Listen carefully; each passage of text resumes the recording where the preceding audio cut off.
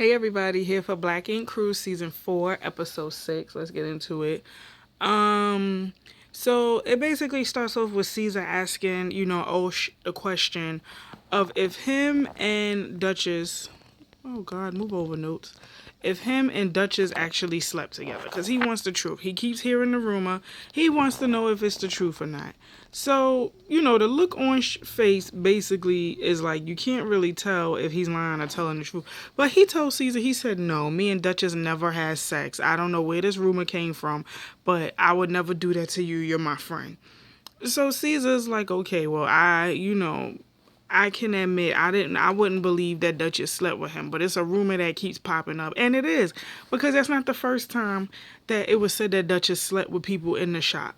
Because Duchess likes to walk around and act like she's just everybody in the shop is beneath her and she is just the end all be all. So yeah. So Sky comes back from Miami after she's not fully healed, but she's somewhat healed enough to come back to New York. So she's back and she can't wait to, be completely healed so she can, show off her new body and whatnot.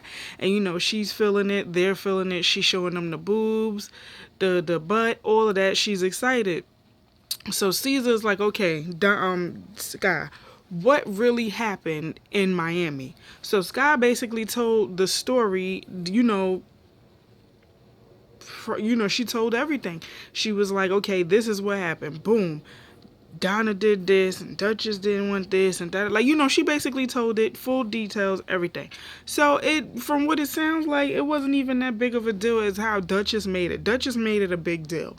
Donna didn't make it a big deal. Donna was just like, oh, we were both drunk. She didn't have on no panties all night. I went down on her. She didn't like it, so I stopped. And that was that. So, but Sky is already pissed because Donna didn't pay for her half of the room. So, Sky's like, she's upset. She's like, everybody else paid for their part of the room. Donna didn't pay for anything. Where we were staying at, she didn't pay for anything. So, so Donna walks in and Sky is pissed.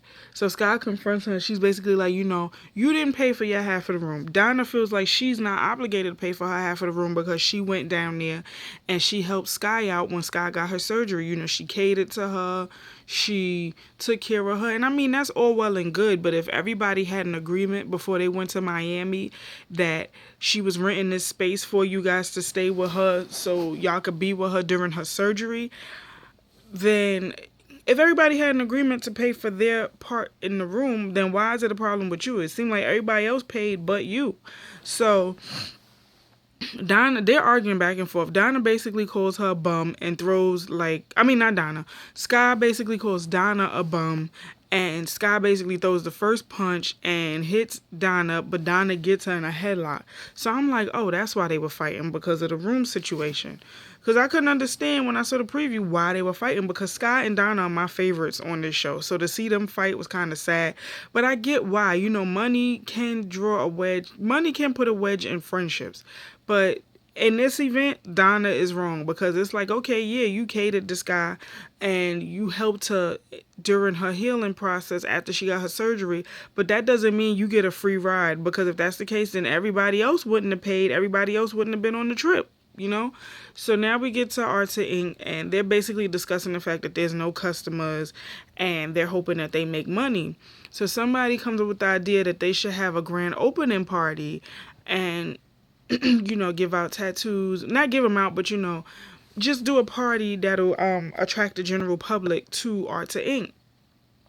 But I think it's a good idea, because when you start a new business, you should have like a big mixer or a big grand opening party so that people could come and test out your product, or, it's in any sense. I mean, this is a tattoo shop, so they should do something like discounted tattoos, have tattoo specials, stuff like that. That'll attract customers. So now we get to Donna and Tay, who used to work at Black Ink. And she's telling Tay about the fight and whatnot. And Donna at this point basically feels like, if I'm getting into arguments with all these people and I'm fighting with all these people, I'm just over it. Like, I'm tired of it. I'm tired of defending myself. I'm tired of defending my character. I'm just over it. So she So she's basically like, she's just tired of fighting people and she's tired of arguing with Duchess and she's just over it. So Tay is like, well, speaking of Duchess, I got tea on her. She said one day I was cleaning out the computer and I see this file on there called Slut Whore. And when I opened it, it's Duchess doing all kinds of mixy stuff, busting it wide open. She got all of these penises in her face, like all kinds of stuff. And I'm like, ooh, why does a part of me kind of sort of believe that though? I mean, I don't want to, but a part of me kind of believes that Duchess has a little mixy in her. Just a little bit. So now we get to Duchess and her mom. She's on the phone with her mom and she feels guilty about the fight with Cesar. She feels bad about taking her ring off, and she feels like she puts up a lot that goes on with Cesar because of love and all of that. And I mean, I get that, but at the same time, Cesar puts up a lot with you too because you're very selfish, Duchess. You're a selfish individual. You want Cesar to be at your every beck and call, but when he wants you to be there for him, you like, oh, I can't do that. I have my own business. And one of my friends, on matter of fact, VH1 Access, at VH1 Access, he was the one that pointed out Duchess is a very selfish individual. Notice how she uses I, my, mine, basically selfish, like type of, like, selfish. She speaks like very, like in a selfish tone. And I do notice that she's always talking about my business and, I can do this by myself. Like, if you listen to how she talk, you can hear, like, you can see the selfishness just oozing out of her pores. She's selfish. So basically her mom is like, listen, stop stressing about this situation and focus on business. So that's what Duchess plans on doing. So now we get to Black Ink and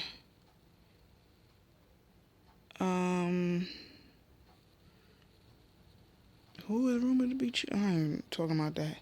So they're looking for, Osh is missing. They don't know where he is. They've been calling him. He's not answering. And he has a client coming in. So basically everyone is over it. Everyone is over it. So the client comes in and she's like, yeah, I'm here for Osh. So Cesar's like, well, we have a bit of a problem. He's not here. He's been MIA, but I will send you to Melody instead. So Melody, naturally, of course, Melody bodies this tattoo because Melody is that damn good. She bodies the tattoo for the girl. I think she did like a way better job than she would have done because Melody is that good of a tattoo artist. So the backstory is that the girl was a mean girl. And, Melody at this point is basically over the Black Ink drama. She feels like people need to just get over the drama and just get to work. Like, it's too petty in Black Ink. And I'm like, yeah, you are definitely right because all they do is gossip in there. They barely do any tattoos. They just gossip. So after she's doing the tattoo, she finishes the tat. The girl loves the tat. Next thing you know, she comes in drunk and bandaged and said he had a fight with Anya. So everybody is basically concerned. He said he has a bandage on his hand because he punched a wall and Anya basically cut off all ties with him and uses their baby as a pawn. So he's basically been drinking and whatnot. So Cesar's talking sense to him and telling him, yo, you need to get your life together. Like, your life is in shambles and it has been for years. Like, come on, you can't keep living like this. So Cesar gives him a week off to reevaluate things. And I mean, that is true. And it's like, you keep putting yourself in these situations because, first of all, the way I see it, did Anya dirty. He did her dirty because he was with Anya. Anya had just had their baby and he's out here messing around with Donna. And then even when Anya was pregnant, he's taking drugs and all this, like doing stuff to basically jeopardize his freedom. And then on top of that, he got to deal with Kathy. Not so much Coley, because Coley is just, zen to herself. She tries to stay out of the drama. But Kathy is always making these demands on him. Like, Kathy is the baby mama from hell. And it's like, she need to just start making better decisions in his life. So now we get to Melody and Duchess.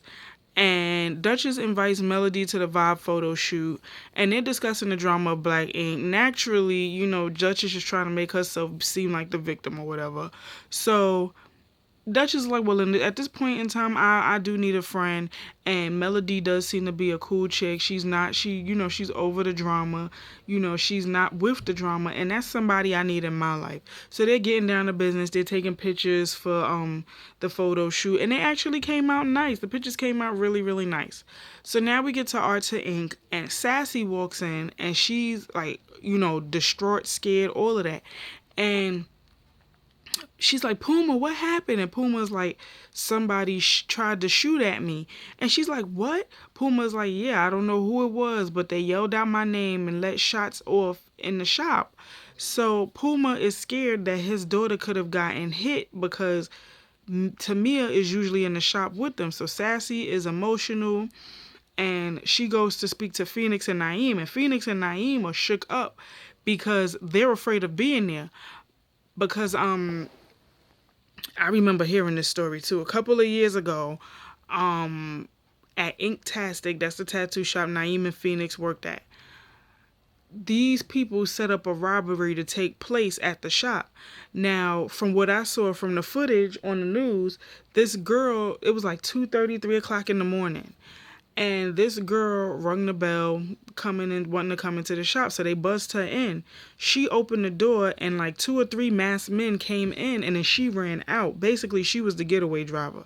So 2 or 3 masked men came in, robbed the store, took everything valuable in there, and they also raped the girl in there.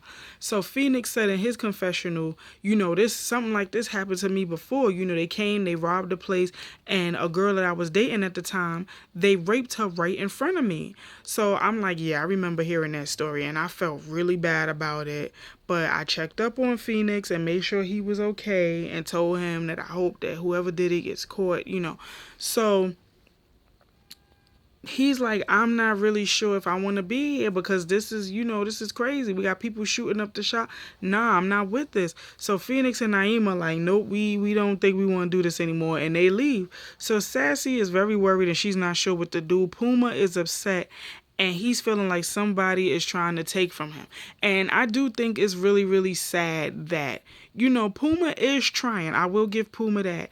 Like, in my honest opinion, everybody thinks that Puma getting his shop is to retaliate against Cesar. I don't see it that way. I see it as Puma wanting to be, like, with Ink 124, I think the reason why Ink 124 failed is because Puma went about it the wrong way, A. And B, he was doing Ink 124 as a revenge ploy against Cesar. But I feel like Art to Ink is really his baby. Like, that's really his, he's not doing it out of spite. He's doing it because it's something that he loves to do. So that's why I feel like Art to Ink would work out better for him than Ink 124 would have. So to hear and see that somebody tried to shoot up the shot and kill him, it's kind of sad, because it's like, here we go with the crabs in the barrel mentality. Nobody likes to see people doing great, and it's really, really sad. But it ended there, and that's how the episode ended. It wasn't really much that happened this episode, but you guys let me know what you thought. Remember, like, comment, subscribe, tell a friend to tell a friend to tell a friend, and I see you guys next episode. Later.